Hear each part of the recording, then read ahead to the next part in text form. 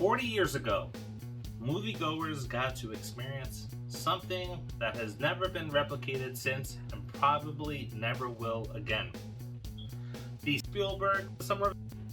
Coming into this film, writer, director, producer Steven Spielberg had already released Jaws, Close Encounters of the Third Kind, and Indiana Jones, Raiders of the Lost Ark.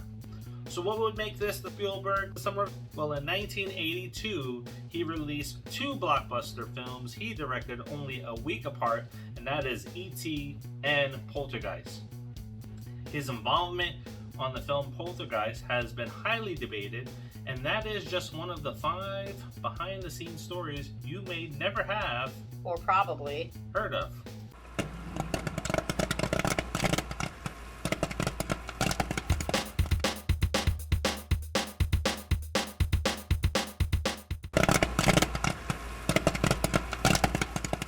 Number 5. While filming the scene where Carol Ann is sucked into the closet, filming was halted when actress Heather O'Rourke began to break down during the shot where she was hanging from the headboard while a wind machine blew toys into the closet.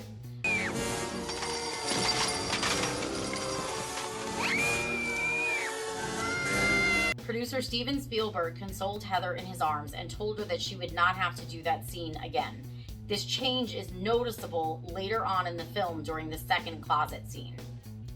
I will never ever unsee that at the end of the movie now, because I called it out to you yesterday because you've never noticed it either, but Carol Ann actually looks like a doll when they're getting sucked into the closet the second time. I know she does. Yeah. Never noticed it before. Found this fact, and now I can't unsee it. Curse you, you damn eyes. Now we're going to get into some facts where E.T. played a significant role in the Poltergeist production going forward. Number 4.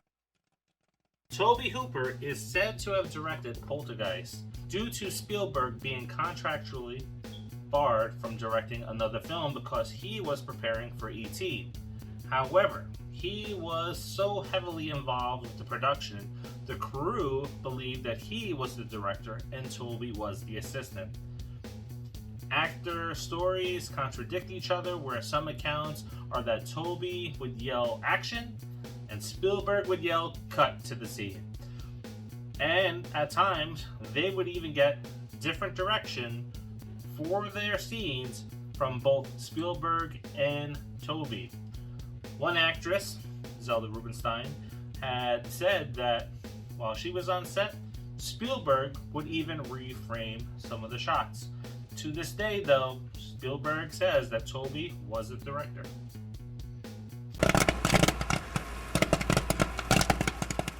Number 3. Drew Barrymore auditioned for the role of Carol Ann and was originally considered for the part, but Steven Spielberg wanted someone more angelic. He shifted Barrymore to E.T. and soon discovered Heather O'Rourke when he saw her eating lunch with her mother and sister at an MGM commissary. She initially failed the screen test because she wouldn't stop laughing in a moment when she was supposed to be scared.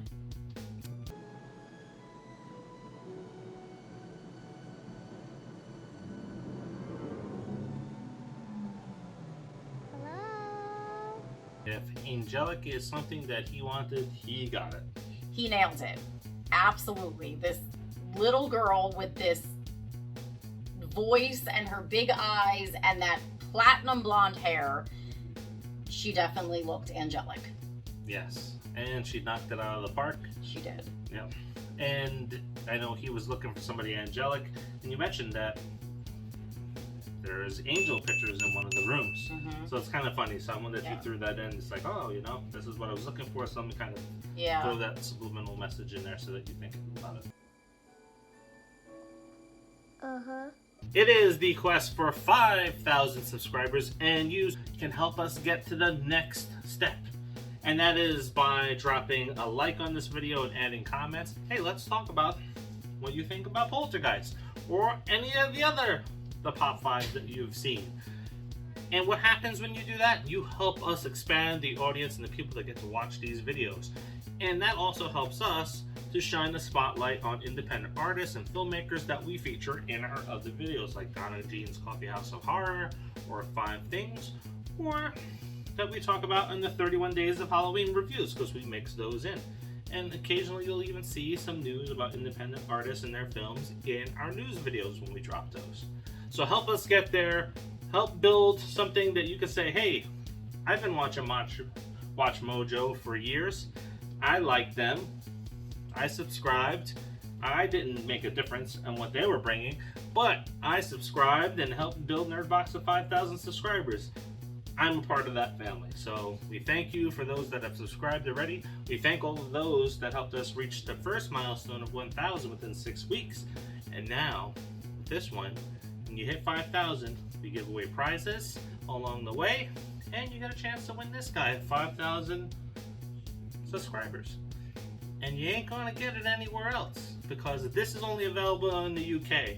And we had to go through some lengths to get it here because people didn't want to smuggle it into the country for me on an airplane. So my friend had it shipped over here, and we're still battling with UK because the box getting crushed. Yeah, and it costs a lot of money to have it shipped too. Oh, like boy. We're talking over $60 just to ship cereal. Yes. And you know, cereal's light. Exactly. Number 2.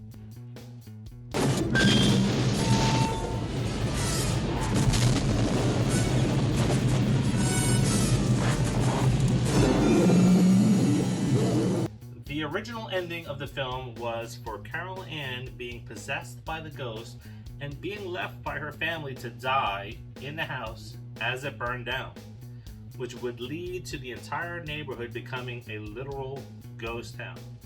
Spielberg was uncomfortable with the tone and wanted a PG rating for that film so that it can run as a double feature with E.T. That makes sense. And that ending would have been just devastating. Devastating. It's already devastating enough that Heather O'Rourke actually passed away at a very young age. She was just shy of turning 13. We have a 13 and 14-year-old daughters, and that story still makes me sad to this day. I just can't imagine had they actually killed her character in the movie. Definitely could have been PG, right? It would have been PG-13. Couldn't have run concurrently with E.T. And it wouldn't have been as much of a family movie, I don't think, had they killed that sweet little girl. The movie is a classic for a reason, right?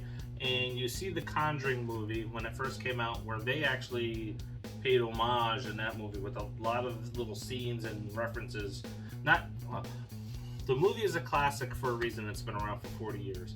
And you see its influence today in films like Insidious, where they've actually redid some of the scenes that were in the original film.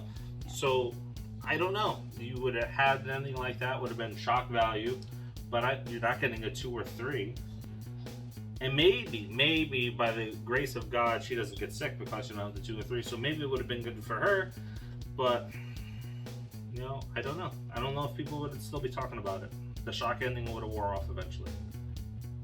Yeah, and I think it would have made some people mad too. Oh yeah. Definitely. Especially when you hear that Spielberg was looking for someone angelic, and then he killed her. Mm-hmm. So, yeah. Not him. The writers that were helping him. Still.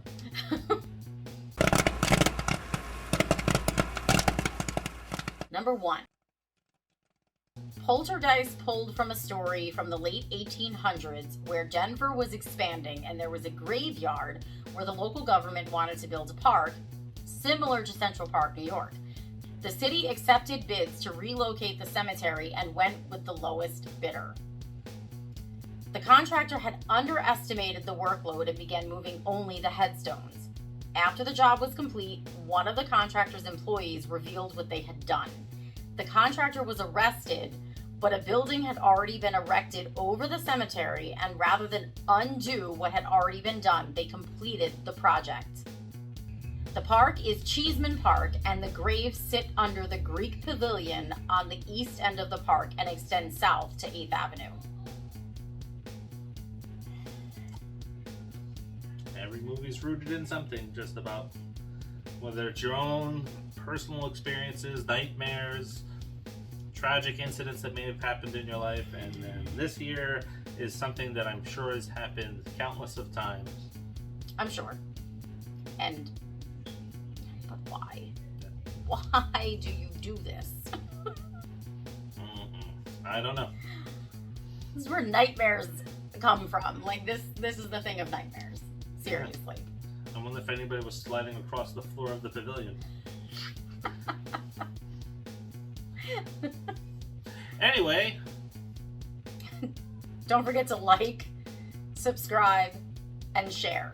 Help us hit that 5,000 subscribers. And until the next The Pop 5, see ya. See ya.